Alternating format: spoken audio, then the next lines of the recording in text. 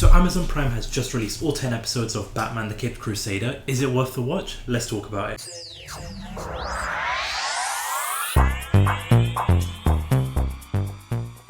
So yes, Amazon released the Batman Caped Crusader, an animated series that was supposed to go on HBO, but for some reason they sold it to Amazon. All 10 episodes are now available to watch. So we're going to talk about the good, the bad, and everything in between. But if you're new to the channel, do consider quickly hitting that subscribe button, smashing that like button, just all of that YouTube stuff. I just posted a video celebrating the 25th anniversary of the Digimon adventure, so you can go check that out on the channel. So if you like all those types of videos, do consider hitting that subscribe button. It's completely free if you do like those types of videos. But when it comes to Batman the Caped Crusader, the trailer did come out. It was giving me a lot of the 1940s old school type of tone with it.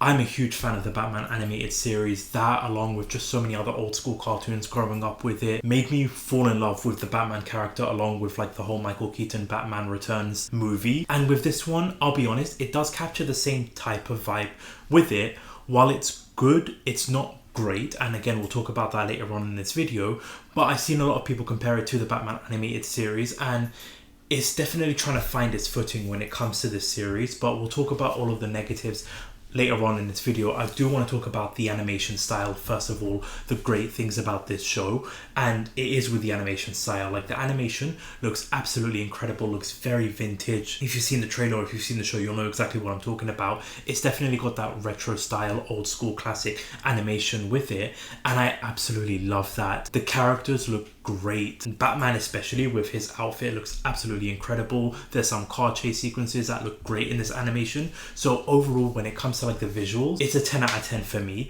Voice casting as well. Obviously, this is going to be the first one where you haven't got Kevin Conroy voicing Batman because he has sadly passed away. May he rest in peace. But I'll be completely honest with you, the person who's voicing Batman Bruce Wayne, Hamish Linklater, apologies if I butchered that name, he does a fantastic job with the voice acting and the voice casting of playing Batman and Bruce Wayne. So I think he really does a fantastic job with it. And obviously the rest of the voice casting, for me, another standout is going to be Harvey Dent / Two-Face. I feel like the voice actor does a fantastic job portraying that Harvey Dent character. There is a really great storyline with this being 10 episodes and each episode going around 25 minutes. There's a lot of like storytelling unpack with each episode, but I feel like they do a really great job, especially with the Harvey Dent storyline that progresses throughout the series.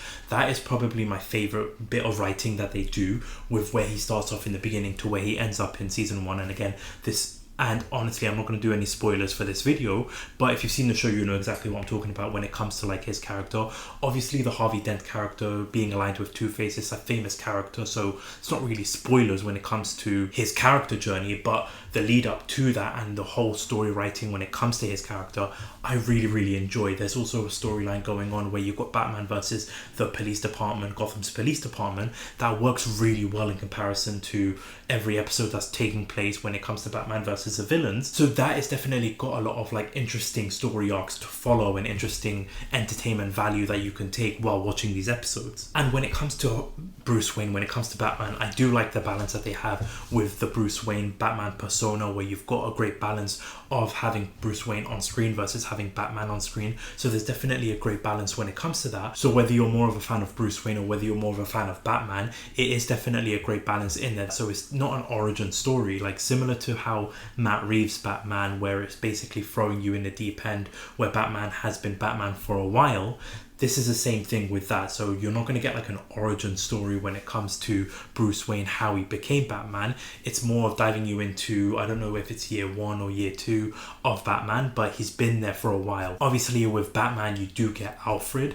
Now this is a great chemistry. There's one episode dedicated to Alfred and their dynamic and their chemistry that I really enjoy about it. While the villain may not have been the strongest in that particular episode, I love the chemistry between the two of them. You've got Alfred, who really is a standout character in this, because he's not just a sort of statue character where he's just in the background. He actually progresses the story. He helps develop Bruce Wayne's character development, especially when it comes to the writing, like I mentioned with Harvey Dent and his story arc. There is a great bit of writing between Alfred and Bruce Wayne. If you know what I'm talking about, it's that restaurant sequence and what that does to Harvey Dent's character in episode 9. So if you've seen the show, you know exactly what I'm talking about. That was great to see, just great to see the blossoming of their relationship, and especially towards like the latter half of the season, that really being a full front front and center with Alfred. So I think that worked really, really well. And of course, when you've got Batman, you do have the hand-to-hand combat, which I think looked really great on screen. There's some great combat fight sequences that work really well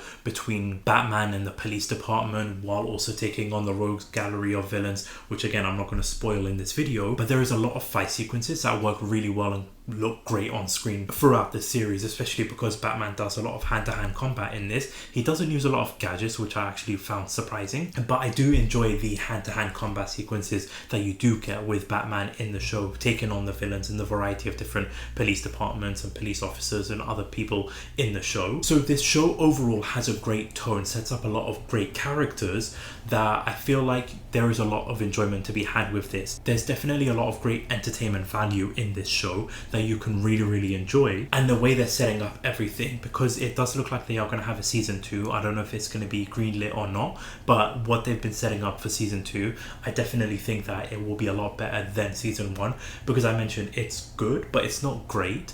It definitely feels like they are finding their footing when it comes to the show itself, and the characters that are being introduced, like Barbara Gordon, like some of the newer characters also in this show. So they're definitely setting up and working on the writing of the characters, which I think will pay off a lot in season 2, which I'm really looking forward to, especially because there is a post-credit scene or end credit scene at the end of the show setting up the potential villain of next season, which I think can work really, really well in season 2. But with season 1, yeah, it's good but not great. Definitely a lot of flaws when it comes to this, especially because a couple of villains, I'll be honest, I'm not a fan of the writing.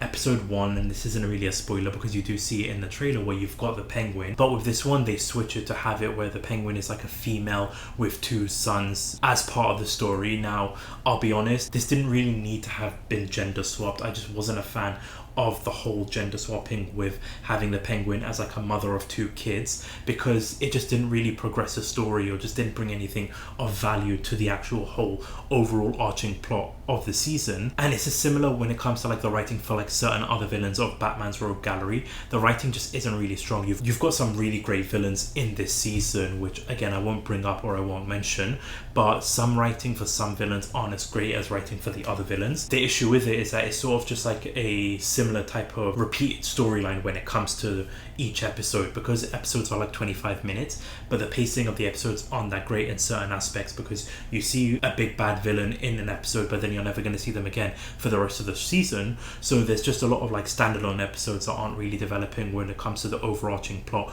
of the show, which isn't necessarily a bad thing, but it's just when the writing isn't great for that villain, it sort of takes away from that episode, making it a bit of a weaker episode in the season as a whole. And when it comes to the whole Bruce Wayne Batman aspects, now while I did mention that there was a great balance when it comes to Bruce Wayne and Batman, I felt like he wasn't utilized as well as he could have been because of this 1940s vibe that you're getting from the season. I wanted to see more of the detective side of things when it comes to Batman. Like if you're comparing it to like the Matt Reeves Batman movie, you do see a lot of like the detective work when it comes to Bruce Wayne, how he's trying to figure things out and what's going on in terms of like what's happening in Gotham. This one, you don't really get that sort of writing with his character. It's just sort of him relying on like the police or Barbara Gordon or like other detectives in the Gotham PD, rather than him using his actual intelligence, his equipment, his lair, that kind of stuff to try and figure things out himself. So I kind of hope that you give him more of like that intellectual factor when it comes to him figuring things out on his own, using his detective skills to try and work out what's going on, taking on the bad guys, figuring things out for himself, rather than relying on other characters to like kind of push him to the right direction. And I hope that we also get to explore Gotham a little bit more, because in the very first episode you do get to explore the city of Gotham, and that's what I really enjoy about Batman, is that not only do you have the Batman character, but in multiple like media Gotham is a character in of itself. Like look at the Tim Burton Batman movies with Michael Keaton. Gotham is just like a great character in of itself, and similar to like Matt Reeves Batman with the Gotham City. So I want to explore more of that, because that for me elevates the Batman series, elevates the Batman show, elevates the Batman movies by bringing Gotham to life. And we didn't really get to see that or explore that much, so hopefully we do get to see that more in season 2 if that is going to be greenlit.